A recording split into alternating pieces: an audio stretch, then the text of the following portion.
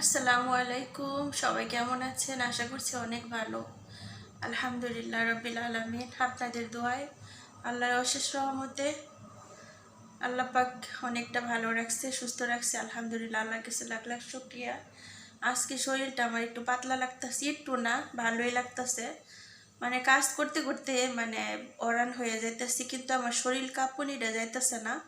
যেহেতু ভাইরাস এটা, তো ভাইরাসটা হয়তো বা যাইতে 2-1 সপ্তাহ সময় লাগবো। ভাইরাস কিন্তু সহজ শরীর থেকে নামে না, খারাপ কিছুটা লাগেই। তো আলহামদুলিল্লাহ, আপনাদের দোয়ায় আমি এখন অনেকটাই সুস্থ, কাজ করতে পারতেছি। এই কয়দিন তো আমি শরীর নিয়ে হাঁটতে পারি নাই, লড়তেও পারি না ওইভাবে। তাও কিছুটা রান্না করে কাজ করছি আলহামদুলিল্লাহ। তো আজকে রান্না করে কাজ করলাম, উপরে যাই একটু কাজ করলাম, তাদের জন্য সকালবেলা নাস্তা বানালাম আলহামদুলিল্লাহ। তো আলহামদুলিল্লাহ রব্বিল আলামিন।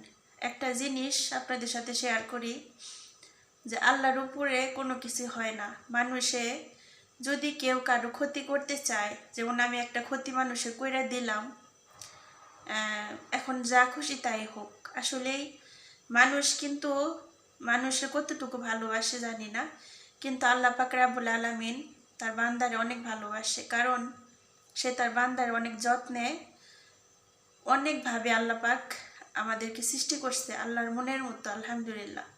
তা আল্লাহ পাক দুনিয়া তো দেখেন আমাদের জন্য ফেরেশতা দিয়ে রাখছে, আমাদের জন্য হেফাজত করে, আমাদের জন্য দেখে রাখে, আমাদের যেন সকল বিপদ আপদ থেকে রক্ষা করে।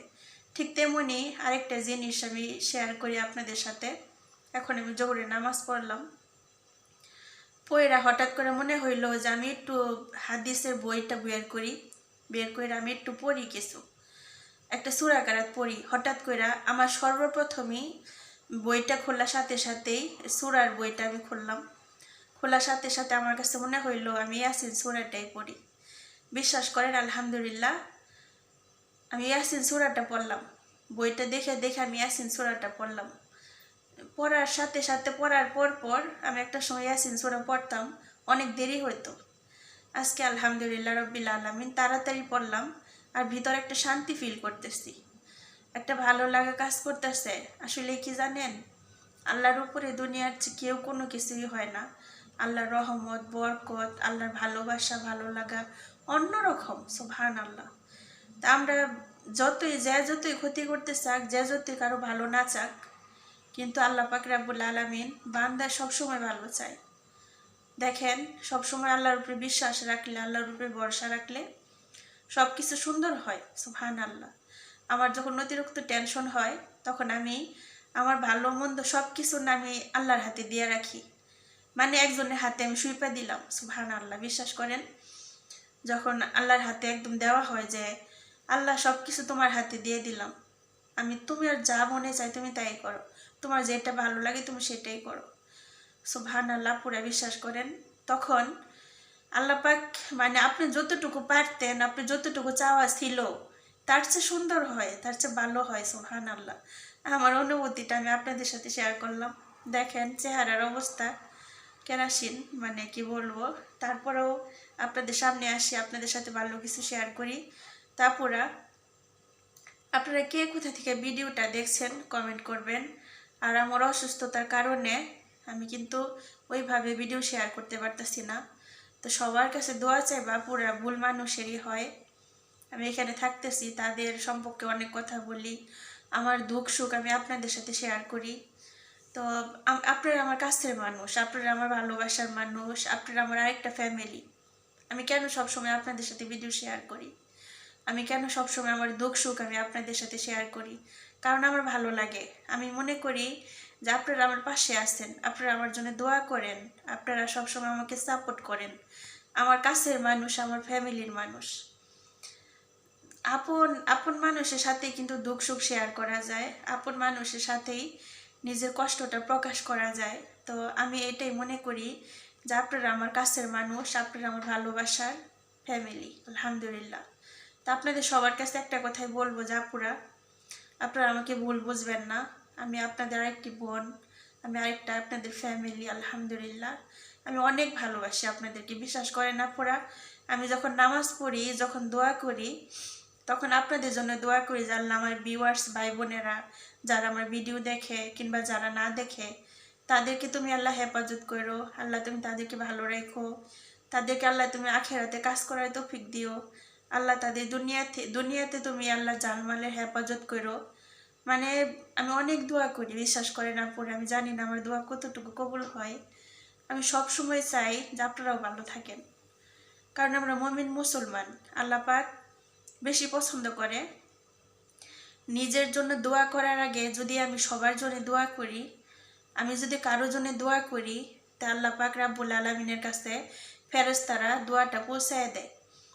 দেওয়ার আগে যেমন আমি একজনের জন্য দোয়া করলাম যে আল্লাহ তারে তো সমস্যা, আল্লাহ তুমি তার সমস্যাগুলো সমাধান কইরা তারে তুমি ভালো রাখো, সুস্থ রাখো, তারে হ্যাপি রাখো। তখন ফেরেশতারা যখন আল্লাহর কাছে দোয়াটা পৌঁছায়, তখন আল্লাহ পাক রাব্বুল আলামিন বলে যে কার জন্য দোয়া করছে, কয় আল্লাহ অমুকের জন্য দোয়া করছে তোমার এই বান্দায়।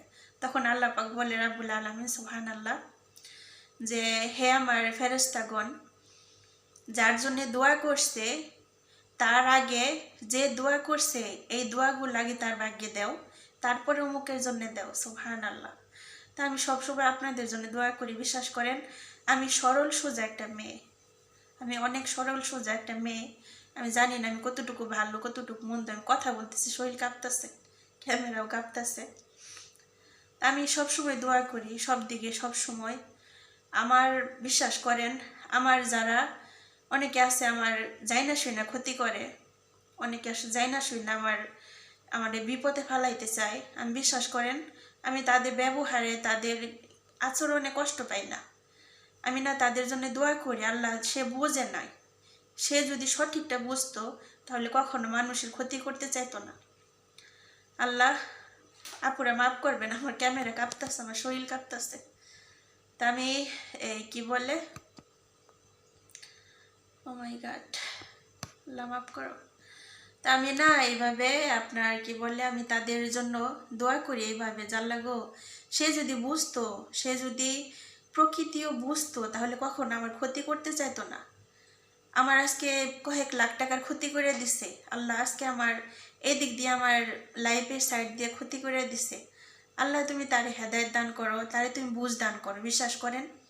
আর আমার পাশে থাকা মানুষগুলো যদি তার বরদোয়া করে যা আমাদের ক্ষতি করছে আল্লাহ তার ক্ষতি করুক, আমি বলি না এই কথা বললো না, তুমি দোয়া করো সুন্দরভাবে খাস দিলে আল্লাহ যেন তারে হেদায়েত দান করে। হেদায়েত বলতে শুধু হেদায়েত হয়তো নামটা অন্যরকম শোনা যায়, কিন্তু এটাই আল্লাহর কাছে চাওয়া আমাদের যে আল্লাহ তুমি তার বুঝ দান করে, এটাই হচ্ছে হেদায়েত। আলহামদুলিল্লাহ সবসময় দোয়া করি আপুরা। তো একটা কথাই বলবো আপুরা, আমি সবার জন্যই না দোয়া করি, কারণ আমি একটা সরল সোজা মানুষ। আমি একদমই আমি নিজে মনে করি সব সময় আপনি যখন অন্য কেউ যদি আপনাকে সাপোর্ট করে করার আগে আপনি কিন্তু আপনার সাইডটা কিন্তু আপনি দেখবেন যে আপনি কেমন মানুষ। সবার আগে একটা মানুষের বিচার করা উচিত যে আরেকজনে খারাপ ভালো কিন্তু আমি কেমন, আমিও নিজের বিচার কিন্তু নিজে করা যায় আলহামদুলিল্লাহ।